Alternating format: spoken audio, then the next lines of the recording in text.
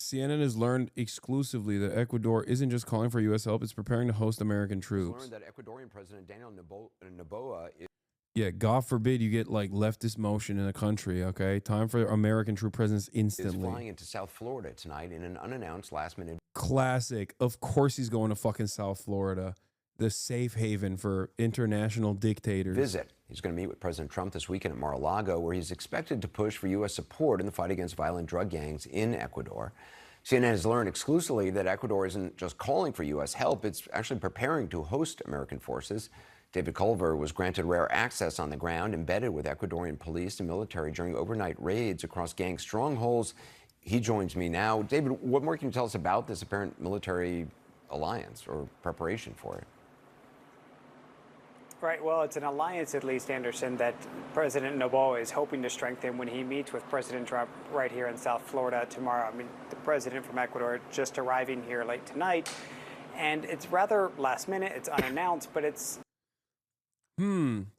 awfully suspicious that there is a presidential election runoff happening with a popular leftist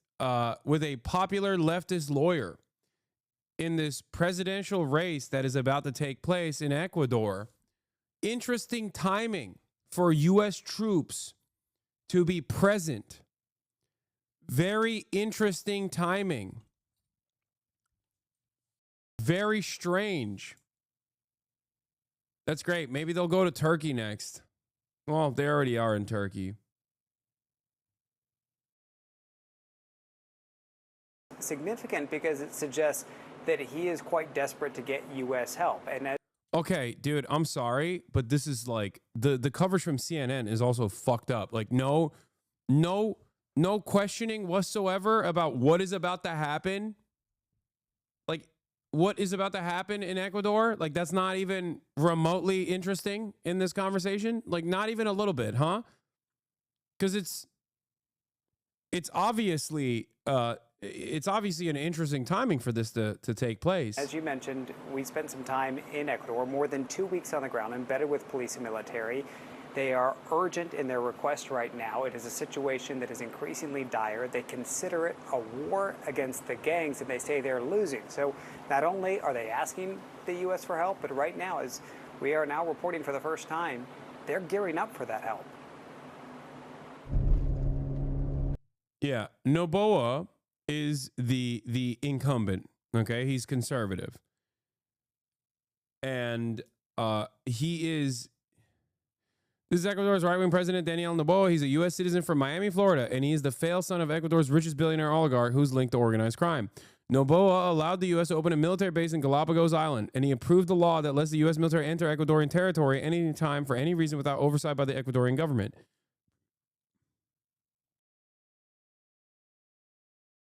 What the fuck? What is Gustavo Petro doing? La isla Galápagos, en las islas, por lo que significa. En un momento. What the fuck is Gustavo Petro doing with the dude?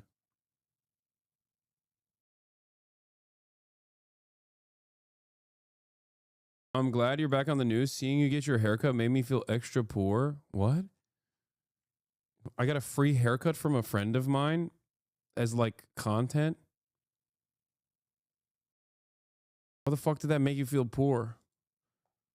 Make friends with a barber. Chatter, you can get it for free too.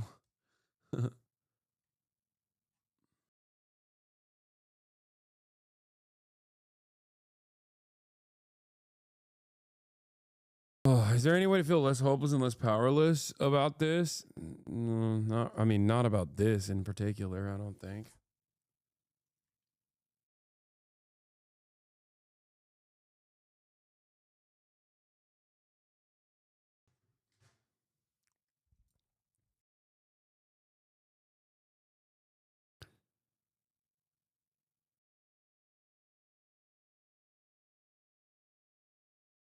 Anyway.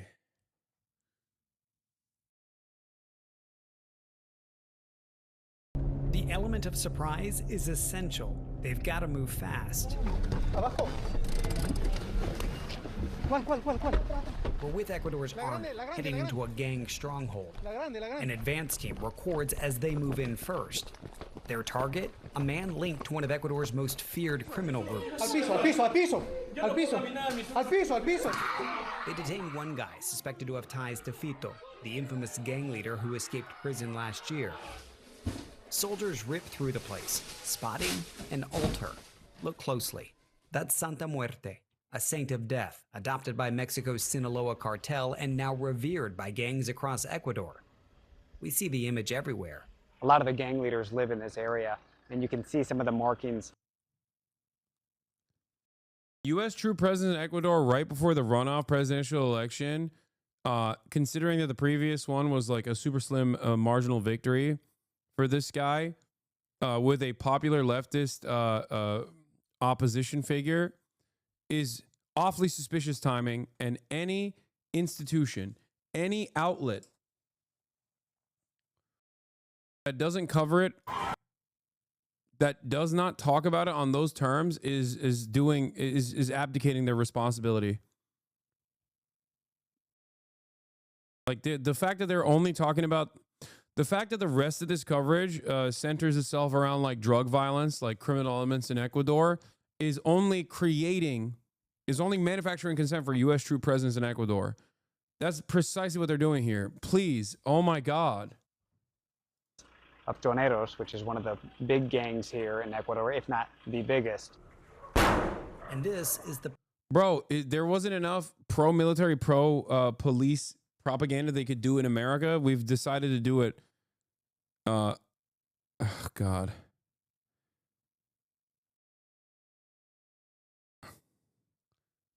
We've decided to do it for Ecuador, too.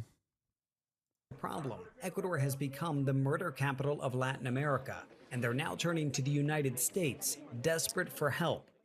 Renderings shared with us by a high... We have no respect for people, dude. Especially when they're like, the media doesn't have any fucking respect for people. Like, that's crazy. You didn't even censor the rest of it. Like, god damn, dude. High-level Ecuadorian official appear to show plans for a potential deployment of U.S. troops into Ecuador. Like, what am I on fucking Twitter? Like, this is insane. Including a floating dock that jets out some 500 feet into the Pacific, said to accommodate up to 7 Coast Guard vessels. And here, details of a workspace and possible military housing. The structure complete with offices, beds, a kitchen, mess halls, and plenty of parking, allowing for a foreign force to carry out sustained security operations here, according to the source. When troops from another country come, they come with resources, and those are what we need the most. There were U.S. troops here up until 2009, roughly, right? Yes, they were. And does that help when there's a U.S. troop presence? Of course, it helped a lot. U.S. defense officials in the White House have... Dude, how are people not seeing that, like... I mean, every country is Nazifying at an alarming rate. And America is actively helping with that process. Like, what is happening? Like, eventually people are going to be like, enough, dude. What the fuck, right? I assume.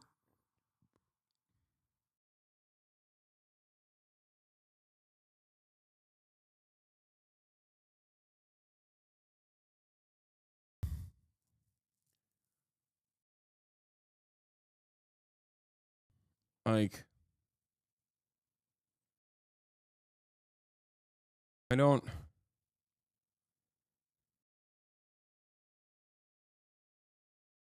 Have not confirmed any such deployment, but Ecuador's officials are hopeful. For a decade, a U.S. military base in the port city of Manta was used as a key surveillance hub to monitor cartels operating in the region. But Ecuador chose not to renew the contract in 2008, forcing U.S. troops to pack up and leave the following year. In the time since, officials say cocaine has flooded into Ecuador, fueling deadly violence spearheaded by the cartels. Today, we will also be designating the cartels as foreign terrorist organizations. Applauding President Trump's Inauguration Day pledge to combat organized crime, Ecuador's president, Daniel Noboa. Maybe I'm crazy, but I don't think we have enough. Like, I don't think we have enough manpower to do troop deployments both in Yemen, maybe Israel, and also Ecuador at the same time, and also simultaneously take over Greenland. Like, this is wild. This is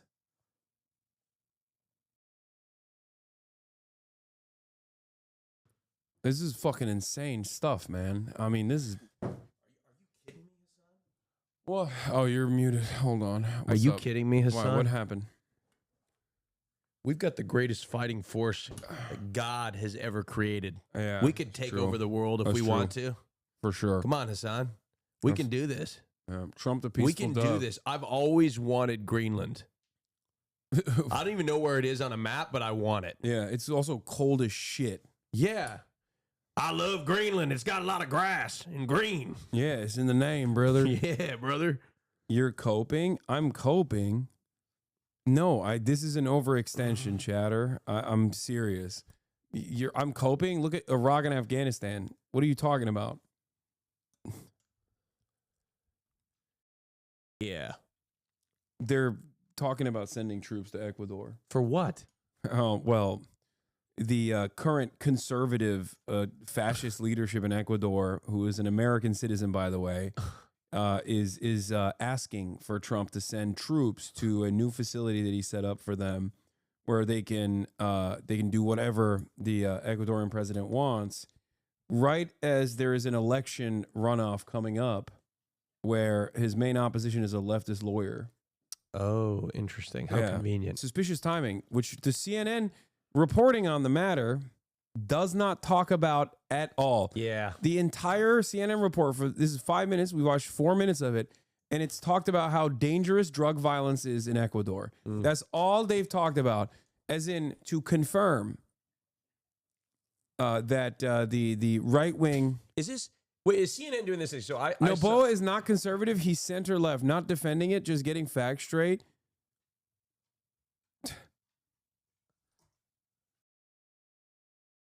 Oh, okay. So the leftist part. First of all, isn't Noboa tied to fucking cartels? What do you mean?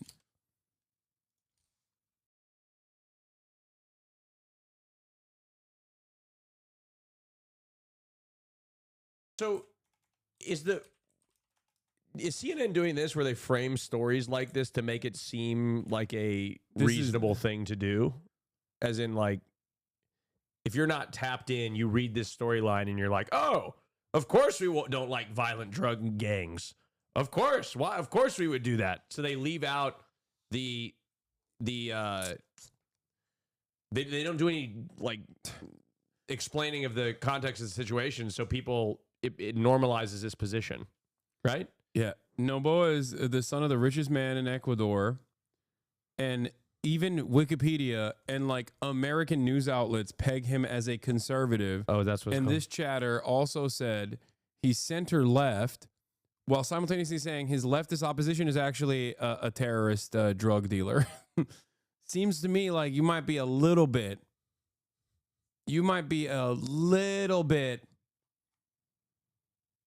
biased. Here, this will tell you whether he's right or left. Yeah, I mean, he's a fucking... taking office at the age of 35, he's the second youngest president in the country after Juan Jose Flores, and is the youngest to be elected. Noboa was a member of the National Assembly of Ecuador from 2021. It was dissolved following the Muerte Cruzada, constitutional mechanism invoked by President Guillermo Lasso. Before his political career, Noboa served in several positions at Noboa Corporation. I wonder why it's the same name. Wait, an exporting business founded by his father, Alvaro Noboa, a billionaire who unsuccessfully ran for president of Ecuador 5 times. He has been widely described as an heir to his father's company and fortune.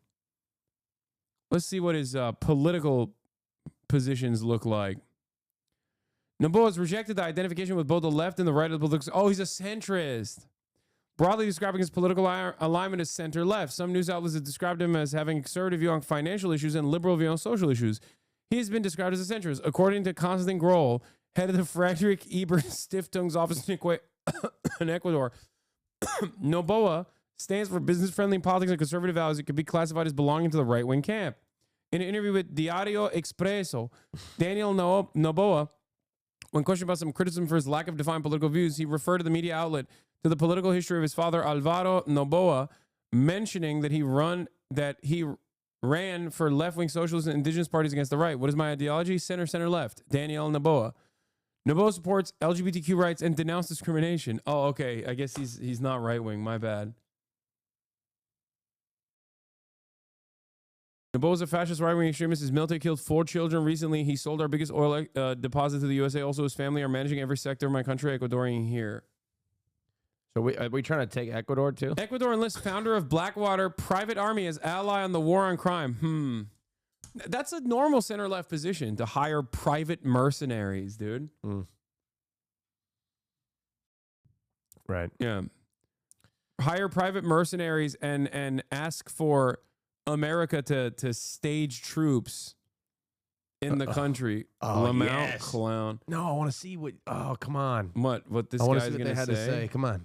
No, I don't think he's calling me a clown. I think he's calling the other chatter a clown. No, he tagged you directly. He added me because he's... Chatter, are you calling Hasan a clown or some... Yeah. Oh. He's been following since 2021. So previously subscribed for 1 month. Yeah, no, he's a HasanAbi. He's this guy's center left. And his wife, front and center as Trump took the oath of office. That's our center left right here at the front and center of the Trump inauguration in January. Back home in Ecuador, Noboa finds himself in the midst of a tight runoff election. He's calling the where chatter clown, security yeah. is the #1 issue. But for I don't support either side. Ecuadorians are desperate to be safe from narcos, of course. Yeah, it doesn't seem like you support. Born and raised Ecuadorian, was a child during Rafael Correa. He fucked us over bad. Okay, but you're saying that, one, Trump, get your hands off my country. Then you're claiming that Noboa is not a conservative. He's center left, not defending it, just getting the facts right. And then you said Luisa Gonzalez is a marionette for narco-terrorism. So the leftist opposition is a marionette, a puppet, or a puppeteer of narco-terrorism. So obviously, we just have to go with the center-left guy who wants American troops.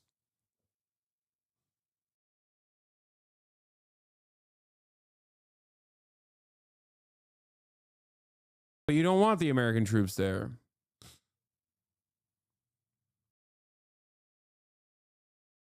For many, it's too late. Grief is sweeping across Latin America's so-called island of peace. Gang violence constantly claiming lives. It's become so common here, and yet locals, as though in disbelief, tell us over and over, Ecuador was never like this before. David, is it clear what the U.S. military presence in Ecuador would actually look like? I mean, how would U.S. troops be utilized there? Right now, they're keeping tight-lipped about the exact branch or units that might come down. I'm But sure we they're know chatting President about it in Noboa some wants sort of special group forces. chat. Bro, listen to me. Noboa and Gonzalez are neck and neck in the first round of the 2025 elections. Noboa is at 44.17, Gonzalez at 43.97. It's a total of 19,756 votes. The very fact that there is a runoff happening and there is a popular enough leftist opposition candidate that this man is asking the American government to send military right as this fucking election is happening. If that doesn't ring alarm bells in your mind, you do not care about the sovereignty of your country. Okay? If you're Ecuadorian and you don't see what is fucking happening here, you don't want sovereignty.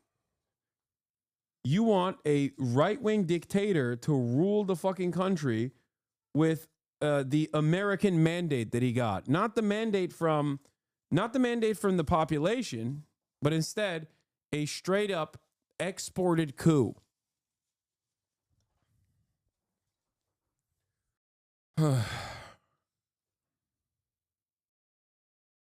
Unlikely that he'll get those, and for that reason, he's leaning on private contractors like the company formerly known as Blackwater that's operating in some of the gang strongholds, going door to door.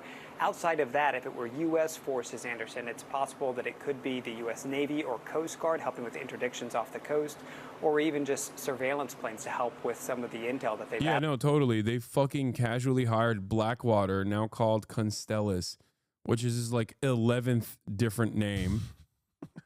American private military contractor, mercenaries, with Eric Prince leading the charge. Yeah, this doesn't seem. Yeah, this seems perfectly normal. And he's not using gang violence and drug violence as a way to solidify power at all. You know, it's crazy.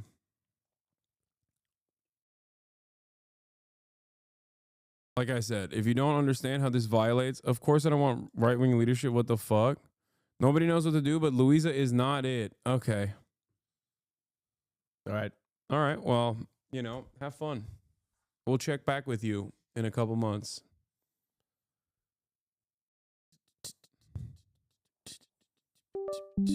Oh, what the fuck?